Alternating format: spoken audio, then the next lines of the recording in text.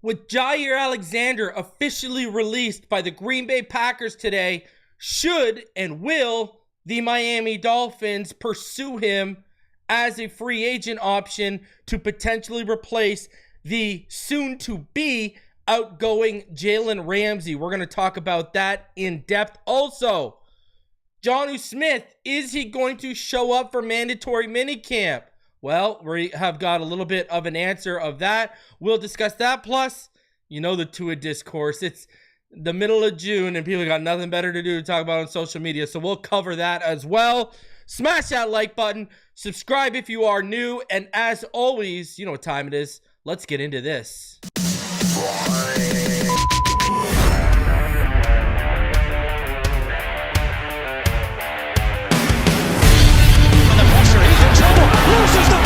Touchdown!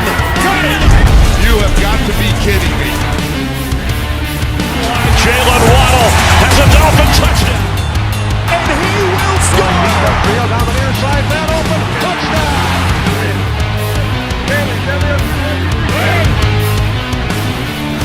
The run from Tua Tagovailoa. Touchdown! He's going deep! He's got it for the touchdown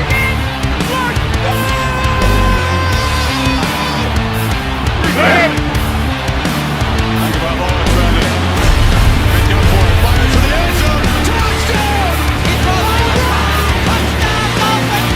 Beautiful day to be a Dolphin fan. Let's go!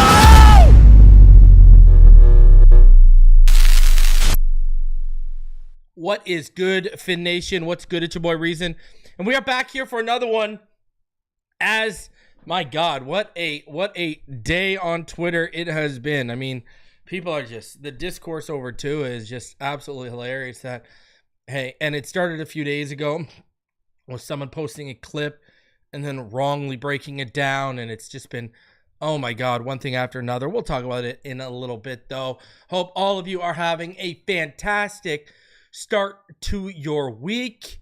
As man, here we go. Tomorrow, mandatory minicamp will be starting for the Miami Dolphins. It'll run from the 10th to the 12th. So, hey, make sure you keep it locked in. We'll have you covered the next few days for mandatory minicamp. I'll probably push back. I know, with the finish line, I'll probably push it back till next week just because I want to get the info out to you guys as quickly as possible tomorrow when it does come to, the actual minicamp instead of waiting at night, So, we'll see how it all plays out, but that is the plan as it stands right away. And man, we got a lot to talk about today. We got a lot to talk about, a lot to get into. So let's, it's one of those rare occasions where we're not going to waste much time. There's already over 150 of you in the room. You want to know what's up. So let's get into this. We got a lot to cover. And we're going to start with Jaire Alexander. All right. Now, if you didn't know, the day started off with a surprise to many. And basically, the Packers are releasing star Jaire Alexander today, sources say. Now, this release has become official. The Packers did a whole post to Jaire thanking him for his time, etc., etc. So he is officially on the free agent market. Now, why is this interesting? Because now he is the best cornerback option, but like the other options on the market, that comes with an asterisk or two. So this is kind of, and we're going to dive further into this right now, right? This is kind of where we come at a crossroads for the Miami Dolphins and what should they do right now. And let's talk, we got a lot more information on Jaire that I'm going to dive into. So I'm just starting you off with this, and I want to put this in your head. Okay? I want you to think about this because I'm eventually going to have a poll question that's going to come out for all of you. Okay. I'm going to lay out the information. for you, and then I will do a poll and ask you guys if you want to sign Jaire Alexander. And if you're watching this after the fact, leave in the comments after I lay out all the information for you as if you would be willing to. But I'm going to start with this. Think about the position we are in right now. And go back. I said, hey, they've known about this Ramsey thing since February, and what's bothered me is they waited on it. What's bothered me is Savon Revel was sitting there in the 70s. You could have traded up. You know what I mean? And here we go. But they sat on their hands, and this is now the hand we've been dealt. So let me put this out for you. Think about where we're at right now. Jaire Alexander, okay? Obviously the most talented cornerback on the market. No one's going to argue that. Issue is, he's played 7 games a year over the past 2 seasons, okay? He's played 34 games over the past 4 seasons, all right? So take that into effect. Now you move to Asante Samuel, all right? Coming off a serious neck fusion surgery. Not as talented as Jaire Alexander, let's be honest here, when they're both fully healthy. He's dealing with a neck fusion. Boom. There you go. Your top 2 options have serious injury concerns. Then let's move on. Okay, you don't want those injury concerns are too much. Okay, Rasul Douglas, Stephon Gilmore. None of those guys are number ones. They were, especially Stephon Gilmore maybe like 7 years ago. But now we're talking, now it's either take one of those top 2 guys who have serious injury concerns or roll the dice on a Stephon Gilmore or a Rasul Douglas leading your cornerback room. They're over the hill into their 30s. This is the situation we are in. This is why I was, even when Jaire was on the trade block, and I was saying, man, I don't like the fact we put ourselves in this position. They knew about this in February. I would have, listen, you're probably getting a 4th for Holland. You ended up getting a pick to move back from 116, right? You gained a pick to move back from 116. Man, I would have traded an asset from next year to move up and get into that corner run that happened in the 60s or 70s. I thought it was wild, because I'm telling you right now, if they would have came away with Kenneth Grant, Jonas Savaianaya, traded back up from 116, right? Let's say they trade up from 116 with an asset from next year. And then they would have got a Savon Revel or someone, and then they could have used another asset if they really wanted to. How much would it have really cost to move up to 143? Right? For Jordan Phillips. But even still, take Jordan Phillips away and we get one of those, corners in the 60s or 70s, and you're replacing Jordan Phillips with that pick. We all love Jordan Phillips. We all love the trajectory of this kid. But I think we'd be a little bit more at ease, because remember, you added Zeke Biggers. You already had Benito Jones in the building. You've gone out and brought in Matt Dickerson. You've gone out and brought back Ben Stilley. I'm not even saying that they're good or anything more than the camp body, just making the point. So, after you drafted Kenneth Grant, and really with hindsight, after you would have taken Zeke Biggers later on, corner, hell, you could have taken a DT with that Jason Marshall pick instead. So, or you could have done what I wanted him to do and go get another depth piece on offensive line. Jackson Slater was still on the board, et cetera, et cetera, et cetera. So, I look at the options and this is a series.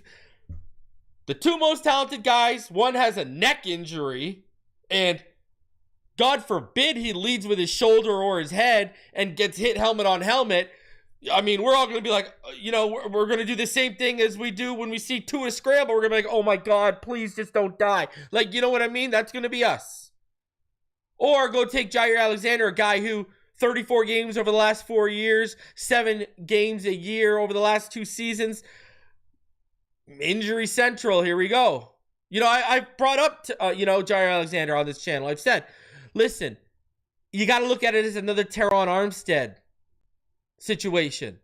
If you're only going to get Teron Armstead for 10 or 12 games, what would you rather want? That, or would you rather want Patrick Paul for 17? And the resounding answer was, I'd rather take Armstead for 10 or 12.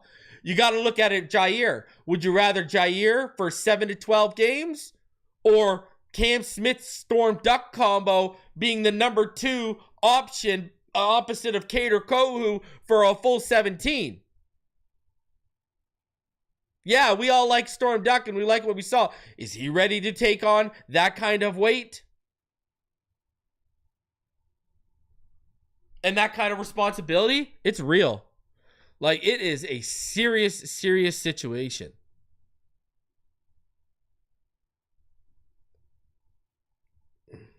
So, and then you know what our luck will be?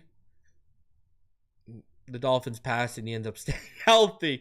But, all right, so now let's say the Dolphins do want to move forward with the pursuit of Jaire Alexander. What could it cost? Well, there's a few angles to look at it here, all right? And I think the first angle that should be explored is what went down with the team itself, all right? Now, Ari Mirov, a great insider, said the Packers made attempts in recent weeks to keep Jaire Alexander on a restructured deal, but talks didn't get far.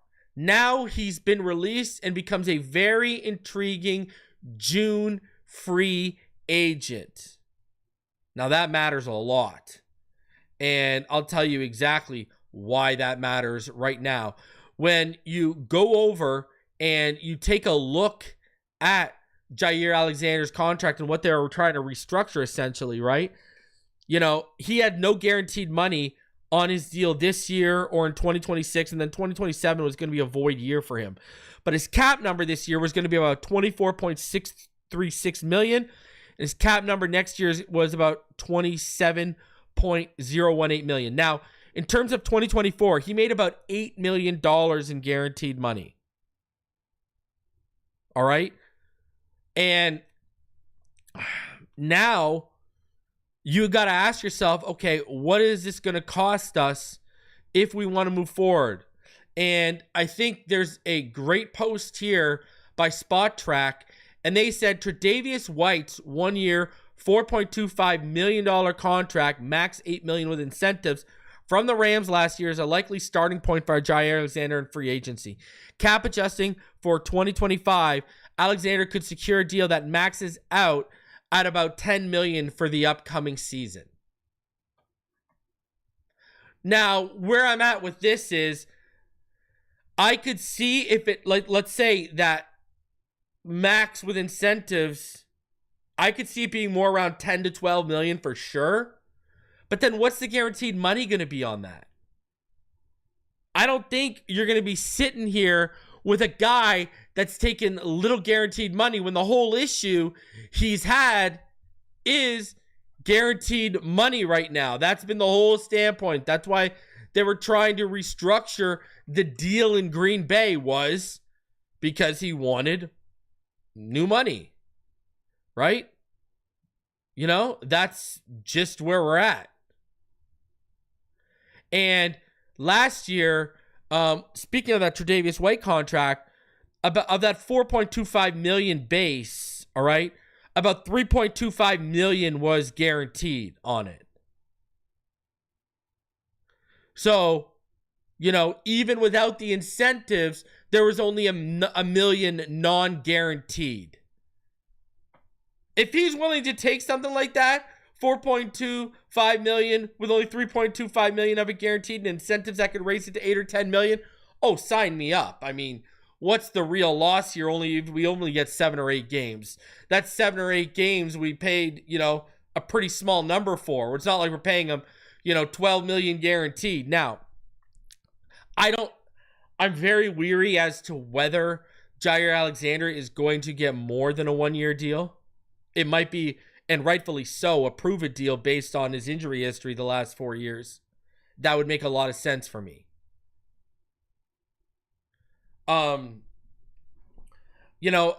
Listen, I think he's going to come in asking about 10 or 12, and I think the guaranteed he's going to want is between 6 to 8. That's what I think he is looking for. Is he going to get that? I don't know. but I think he's going to ask for a little bit more than Tre'Davious White. And a few issues with that being Tre'Davious White, he was 29 when he took that contract. Jaire Alexander's a year younger, right? He's 28. Tre'Davious White's now 30. I don't think Tre'Davious White, when they're both healthy, if you were to put a fully healthy Tre'Davious White against a fully healthy Jaire Alexander, I think everyone in this chat's going to say Jaire Alexander's the better player, and rightfully so. I would agree with that. So, listen, I'm down. If you want to give him, let's not even include incentives. Let's give him $8 million with incentives that can get him up to 12. And if he wants, he's probably going to want $5 or $6 million of that guaranteed. That is probably a realistic standing point. I don't see him taking 4.25 with 3.25 million guaranteed, but a bunch of escalators that can more than double the contract. I don't know about that. I could see, $8 to $10 million contract, and then add another $2 million on that number $2 to $4 million number on that for incentives, and then take away $2 to $3 million from that number, and that will be what your guaranteed money is, right? I could see if it's $8 million with incentives up to 10 or 11, I could see the guarantee being $6 or $7 million. If it's a $10 million contract with incentives up to 12 or 14, I could see the guaranteed money being around $7 or $8 million. In terms of what he's asking for. Again, is he going to get that? Time will tell. But he's in a prove-it year. Where do I stand with it? Well, we're not done talking about it, all right? Because here's the other thing. There may be a little bit of a bidding war, which is why I also don't expect this money, to just be low, all right? Here's the deal. I don't know if you guys saw this, but shout out to Jordan Schultz. I mean, look what he said right here. He said the Packers and Bills held trade talks this offseason centered around Jaire Alexander, but talks ultimately fell through and Buffalo moved on. It's unclear if the Bills will revisit things now that Alexander has been released, especially since they spent a first-round pick on Maxwell Harrison, but they were a team that had shown real interest. So my point is, if he's only asking for, let's say, that Tre'Davious White contract, do you think the team like the Bills, even if they drafted Maxwell Harrison and brought back Tre'Davious White, you think they just wouldn't throw that kind of money at it? That's nothing. That's peanuts.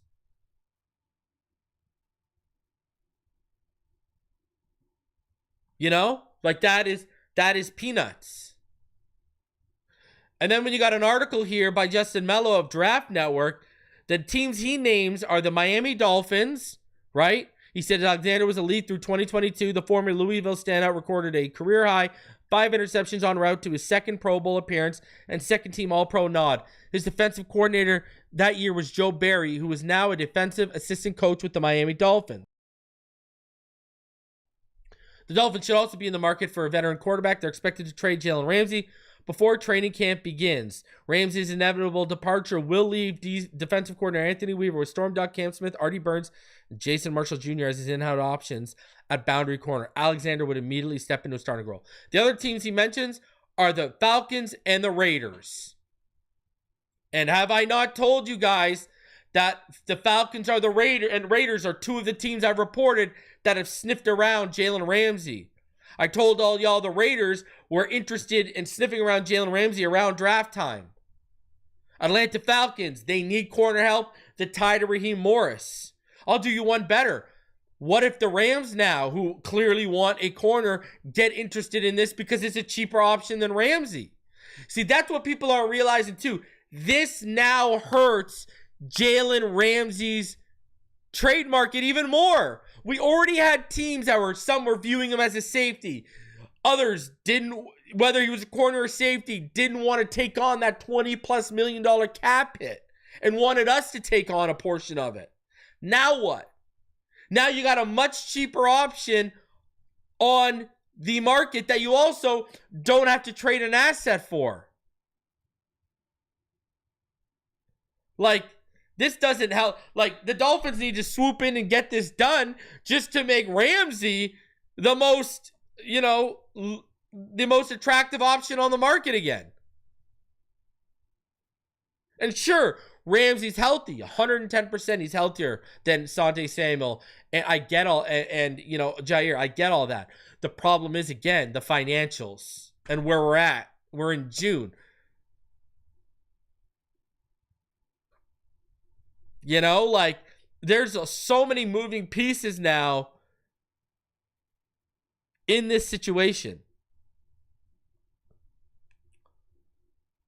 It's a lot more complicated than, hey, the Miami Dolphins should just go out and sign Jaire Alexander. That's what's happening now.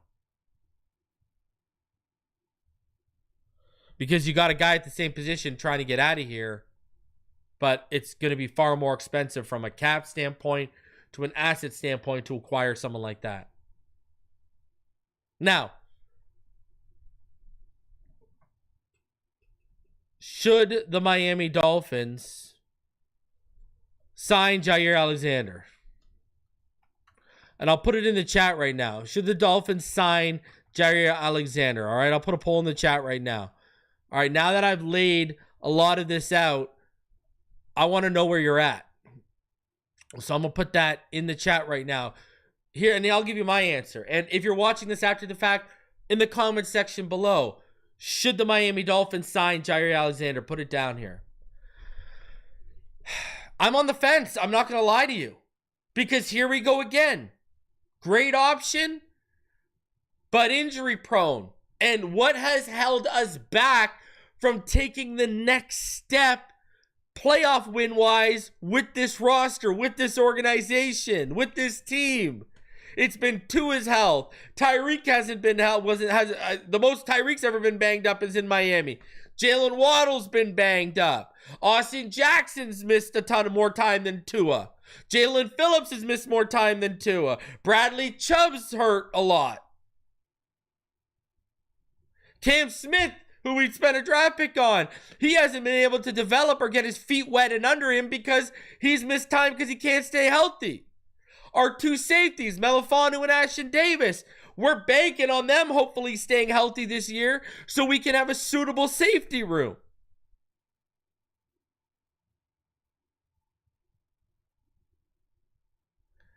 When Teron Armstead was here, the offensive line was compromised because he couldn't stay healthy. James Daniels is coming off an Achilles injury. Is he going to be pre-form injury Daniels, or is he going to look like a guy that just came off an Achilles injury? Achan's been banged up a little bit. I mean, but at the same time, you have to be objective to the point where if the money makes sense, you're kind of in a position where beggars can't be choosers. And let me ask you this. I'm going to tell you this much. I'd rather I'm going to be completely honest with you. If you're going to roll the dice on Asante Samuel Jr. or Jaire Alexander, I'm rolling the dice on Jaire more than the guy who just had a neck fusion surgery. Because all I need is for him to lead with his head, and that's a wrap. Not only is he not coming back, his career may be over.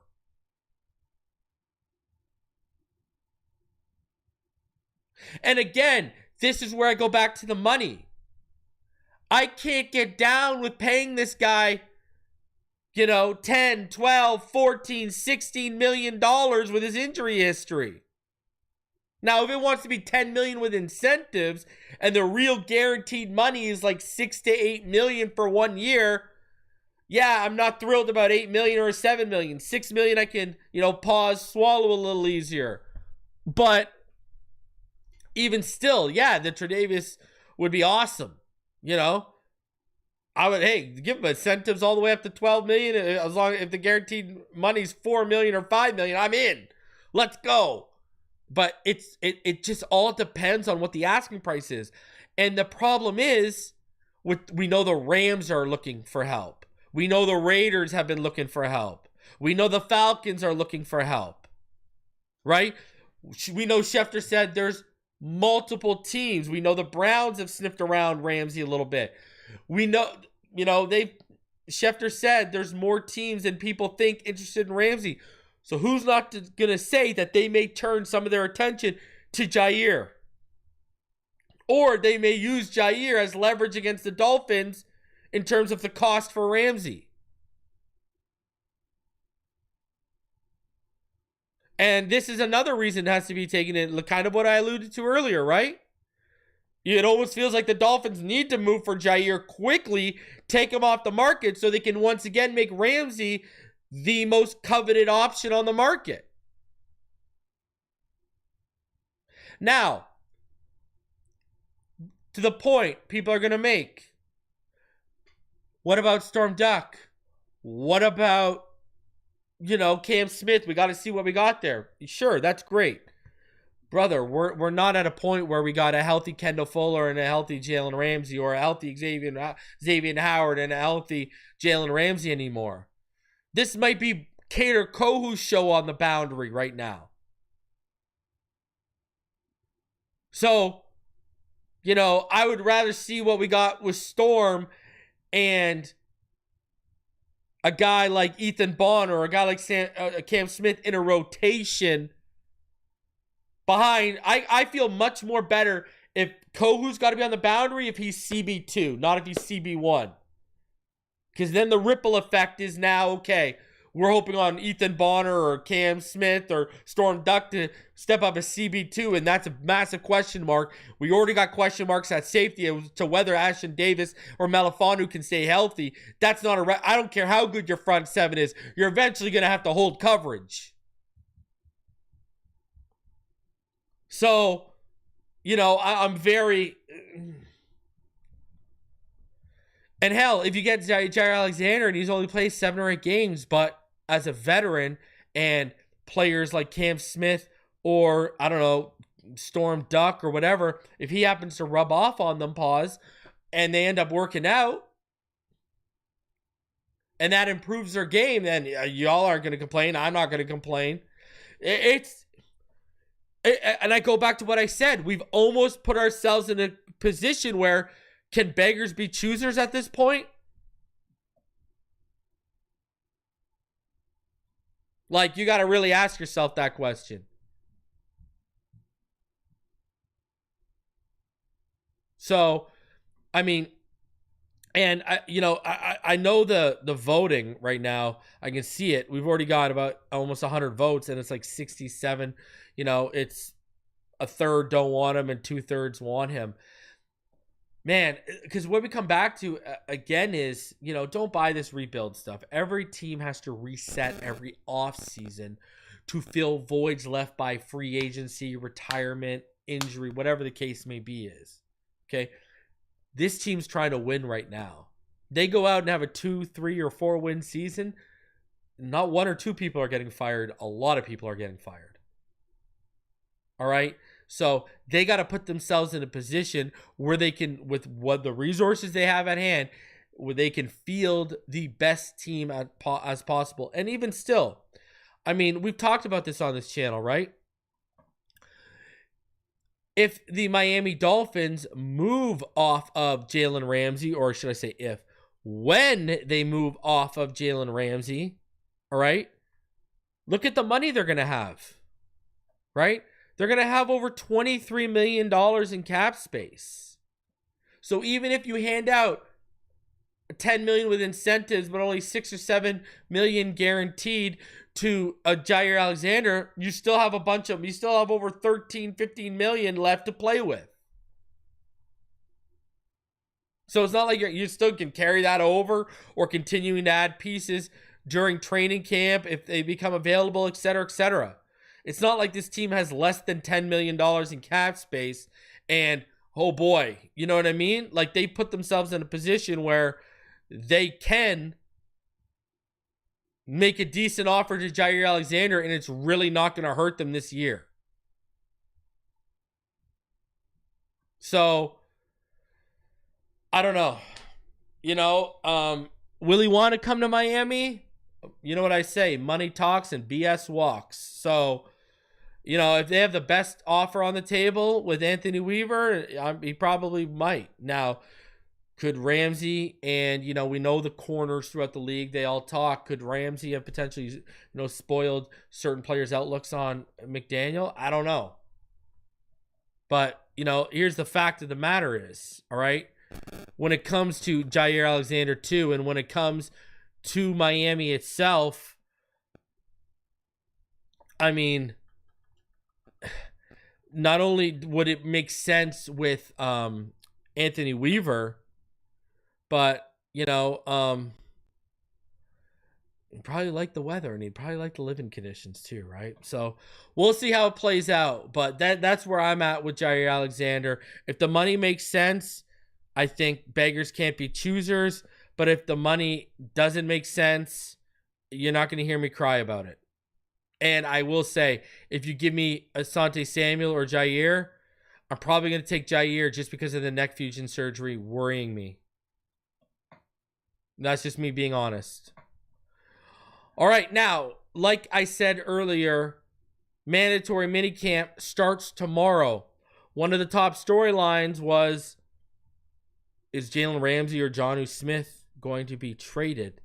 And according to agent Drew Rosenhaus on his WSVN 7 appearance, when he was asked if Jonnu will attend mandatory minicamp, he said he has been in discussion with the Dolphins and Jonnu's situation is fluid, and he said he would leave it at that. So, no real update on Jonnu Smith, but I will say this. The fact, I still go back to this. The fact that those Steelers rumblings came out, I think they were placed by the team. All right, I think they're trying to leverage him in negotiations. I think they want to keep him. I really do. But I think, again, like they do with 95% of the people, they've got a set price. And that's just that. They've got a set price, and they're not willing to budge that far off of it. And again, are they wrong? Sure, but they're high on Julian Hill. I think Jalen Conyers is going to really show up and show out this preseason. I really do. They're high on Tanner Conner, right? A guy who's flashed here and there, but really hasn't been able to put it together, whether health-wise or during the season. Jonnu Smith is clearly the best option. It's not even close. You know what's crazy? I think even if he was like a really good or respectable blocker, I still think they would be playing games. I really honestly do. I think we've gone through an off season so far where, I don't want to say they've shut the bank down for good, but they've clearly said, okay, we've spent money on all these assets. We've invested in all these assets. Here's another chance. Go get them healthy and let's see what we got. Because, how much money are we going to drop here?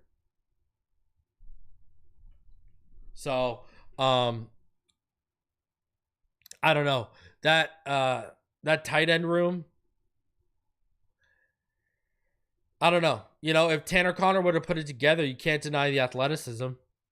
Jalen Connors, you watch the film and then you're like, yo, this guy's going to displace Julian Hill if he's given the proper opportunity. Now, is he going to be given the proper opportunity? I don't know. I mean, clearly, like I said, they're fans of Julian Hill, and I feel like they're going to give Julian Hill every opportunity to be the replacement if Jonnu does end up, in fact, getting moved. But I look at this as, the situation is fluid. The trade front has gone a little quiet. I take that as a positive. I think they're trying to work something out. I mean, again, people want to hate, and I get it. We've been burnt recently by paying guys too early. I get it, 110%. But at the end of the day, it's not like he's got top 10 money, Jonnu, and he's asking for new money. Jonnu's got the 32nd highest annual average salary amongst all tight ends. And you go look at some of the guys ahead of him that are making more money than him, and they don't deserve it. Like I've said, and like Knight pointed out, and I'll always refer to this, that 3-year, $25.5 million deal that Gesicki got with only $6.5 million guaranteed, and then out after the first year, That would be my basis for Jonnu. All right, you want a little bit more guaranteed? Okay, cool. But I'm still implementing an out after 1 year, brother. And if you play well, all right, maybe we move some money up to year 2 and we keep you around. So that's where I'm at with Jonnu. I hope he shows up. I really do. I hope he shows up because I think he's one of the leaders of this offense. There's no doubt about it. And, you know, I think he could have another big year. I really do. You know, so we'll see. Today on Twitter, Warren Sharp, man, he put out an absolute beauty of a tweet that had all these people who unnecessarily hate on our quarterback. He had them running in circles. All right. He had them running in circles today. And so this is what I'm going to show you guys exactly what he said because it's classic. It's fantastic stuff. All right. And before we do, let's take a sip out of the Tua cup. Drinking the tears of the Tua haters. Gotta love it. All right. Check this thread out. This is fantastic stuff. And it's going to echo a lot of the stuff we've said on this channel, from the analytics to the film work to the rants. It's literally just going to echo everything. Check this one out. So today alone, I've seen people refer to Tua as a complete embarrassment of a quarterback, borderline unserviceable, pathetic, garbage. I knew he was somewhat polarizing, but I didn't realize so many people were out of touch with his actual performance. So let's talk Tua. He said, did you know that in 2024, Tua ranked number 4 in EPA and number 3 in success? Did you know in 2023, Tua ranked number 2 in EPA and number 2 in success? Did you know in 2022, Tua ranked number 2 in EPA and number 5 in success? Did you know Tua is the only QB to rank top 5 in both EPA and success rate in each of the last 3 years? Let that one simmer for a second.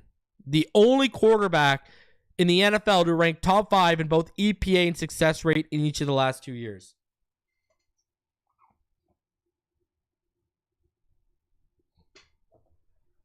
Gotta love it. Now, did you know from 2022 to 2024 combined, out of 64 quarterbacks with 200 plus attempts, Tua ranks number 3 in EPA, number 3 in success rate, number 2 in yards per attempt, number 2 in completion rate, number 2 in 15 plus yard explosive rate. Like, wow. Put that one in your pipe and smoke it, huh? Holy jeez. All right, and now you go to the next one here. All right. Now, I know it says show more, but I'll read it to you. Did you know Tua has to use the number 1 fastest time to throw of all 64 QBs in the last 3 years because his O-line has been terrible? Did you know his O-line ranked bottom 10 in pass block win rate in 3 of the last 4 years? I mean, look at this. Look at like that, you know, and then you get into specific games and you're like, oh my God, I see it. I get it. Like that's nuts. Like that's nuts. Here, let me bring those two up just so you can show more. All right. So this is me expanding it. All right. The last 3 years, this O-line has the second highest rate of holding penalties, the number 1 fastest time to sack of any offensive line, the number 1 highest rate of running back runs stuffed at the line, the number 1 worst short yardage rushing conversions.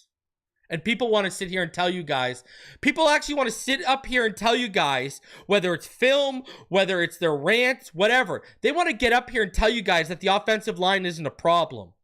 They want to get up here and tell you this when it's not only a problem for Tua, it's a problem for the running game, and it's right there in front of you. Did you know part of the reason his offensive line has been terrible is because the team doesn't prioritize it? Did you know his offensive line is the 6th cheapest by money invested into it in the last 3 years? Did you know his O-line is the number 3 least draft capital invested into it in the last 3 years? Did you know even with a super fast average release time, Tua has been deadly accurate downfield? On passes launched 15 plus air yards in the last 3 yards, Tua ranks number 1 in success rate, number 2 in completion rate, number 2 in EPA per attempt, number 3 in yards per attempt out of 64 qualifying quarterbacks. Did you know Tua has led the Dolphins to a winning record in his starts in each of the 5 years? Did you know how many other quarterbacks can say the same? Only 3. Mahomes, Allen, and Jackson. These 3 quarterbacks plus Tua are the only quarterbacks in the NFL the last 5 years to lead their team to a winning record in their starts all 5 years.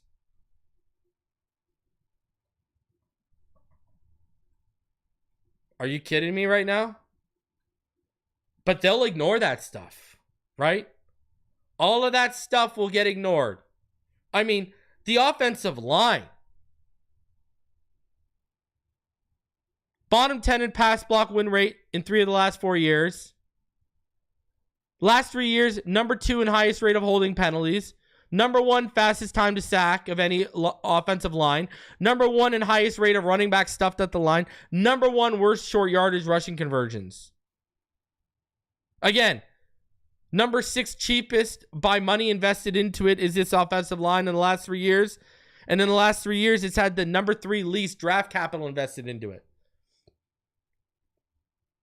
And then Tua is one of only 4 quarterbacks in the last 5 years to lead their team to a winning record in all of their starts. All 5 years. Like, and you don't even got to get into the EP numbers. You know, like, it's crazy. We already went over that. But then, then these people will come on Twitter and you know what they'll say, right? Well, he's 38 and 24 as a starter, but, in his 61.3 winning percentage, but wins aren't a quarterback stat. But then those same people will turn around and use his 1-3 record in January against him, right? Or the Dolphins' record with Tua as a starter against him, against teams over 500 in their arguments, right? When they're talking about losses, all of a sudden wins and losses are a quarterback stat with Tua. When they're talking about wins, no, they'll do everything to discredit the win. They'll credit everyone else, the receivers, the coach, the running back, the defense, but they'll never credit him. And wins aren't a quarterback stat when you say that.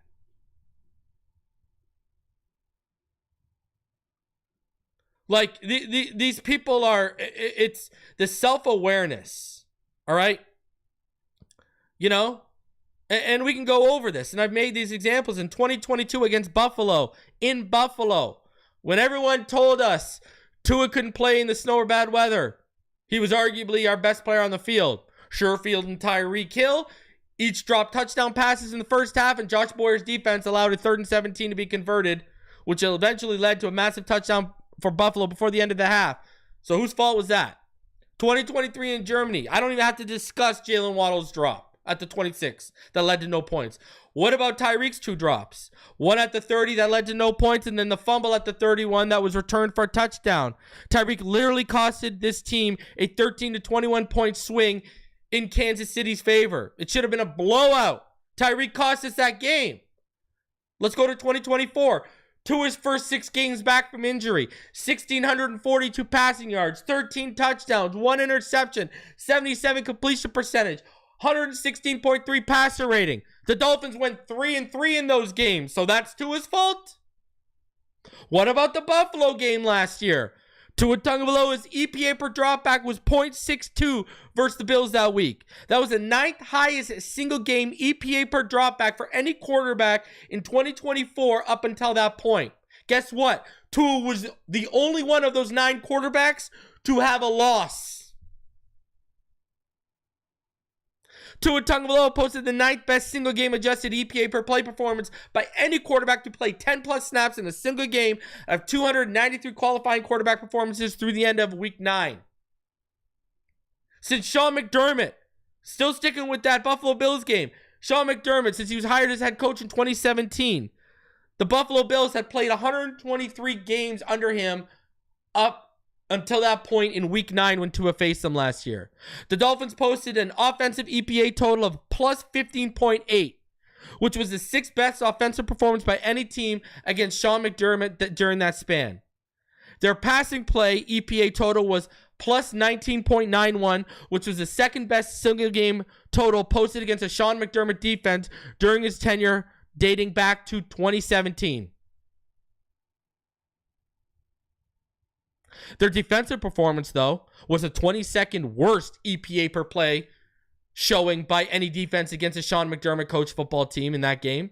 And the Dolphins special teams EPA total of minus 7.79 in that week 9 game was the 7th worst single game performance against Buffalo since 2017 in 123 contests.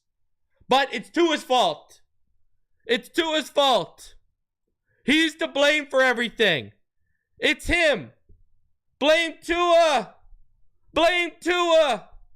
Do you see where we're going with this? It's ridiculous. Have you not learned yet? This team wins and loses as a team. That's it. That's all there is to it. If we get Tua playing lights out, the defense and special teams don't show up. If we get a great game from the defense, Tua has the bad game he had against the Houston Texans, which might I add, Justin Herbert and the Chargers in the playoffs didn't look any better against the Texans, right? Tua, 3rd quarter against Green Bay, about to bring us within 1 score. Mike McDaniel, go watch that play calling inside the 20 where we ended with no points and the personnel usage. It was some of the most mind-boggling, frustrating things you've ever seen. He cost us points on that drive. And we never recovered from Mike McDaniel. Like, that's what I'm saying. From the coaching staff to the players on the field. They win and lose as a team. You know why? We talk about this all the time. The one thing that's been obvious, except to go back to the 70-point win against Denver, how often, against the good teams, the problem is we don't get all 3 units showing up. We get 1 unit shows up, or only 2 units show up. But then the unit that doesn't show up is the offense or the defense in a big way. The Buffalo game, I didn't even get into it. Our defense in week 9 against Buffalo didn't have a stop for the last 45 plus minutes. Whose fault was that? Should Tua play defense? Like, come on. Now, are there games where Tua isn't as good as he should be? 110%. Is there games we lose, which we shouldn't lose because Tua is not available to us? 110%. But I'm going to tell you this much. It's going to be Tua's lack of availability that is going to lead the Miami Dolphins to move off of him if they do. It's not going to be these narratives that people are throwing up here when they're cherry-picking wins and losses to use against them. Like, they'll say, for example, Tua can't play in cold weather, right? That's wrong. That is actually technically wrong. Let's be real here. Tua's record in December, which is a cold month, is it not? Tua's record in December is 11-8. That's a cold month, isn't it? No, the issue is January. He's 1-3. And guess what? I can tell you something. For the last 25 years since Dan Marino's been retired organizationally, and even for Dan Marino's last few years, winning in January was an issue. This is pre-Tua, and it's continued with Tua. At least he's won a game in January, but still, you get my point. Like, this is an organizational issue as much as it is the current team we have. It's been an issue with McDaniel's regime, Flores' regime, Gase's regime, Sperano's regime, Philbin, Cam Cameron. Do you want me to keep going?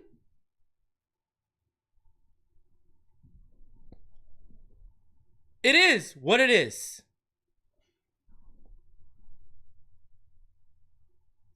Isn't November a cold month? I think he's like, let me check. I'm pretty sure November's technically a cold month, right? Technically. And you know, you look at, he's 14-4 in November. If you look at November, December, he's 25-12 between November and December. It's January, and January's been a problem for this organization for 20 plus years. Guys, smash the like button. Subscribe if you are new. Over 400 of you in the chat. I'm going to get out of here. I'm going to be back tomorrow, and we are going to recap day 1 of Mandatory Minicamp, so keep it locked in. Appreciate each and every one of you coming through. I love each and every one of you, and I will see y'all on the next one. You already know what time it is. Fins up all day, every day, and I'll see y'all on the next one. Peace out, guys.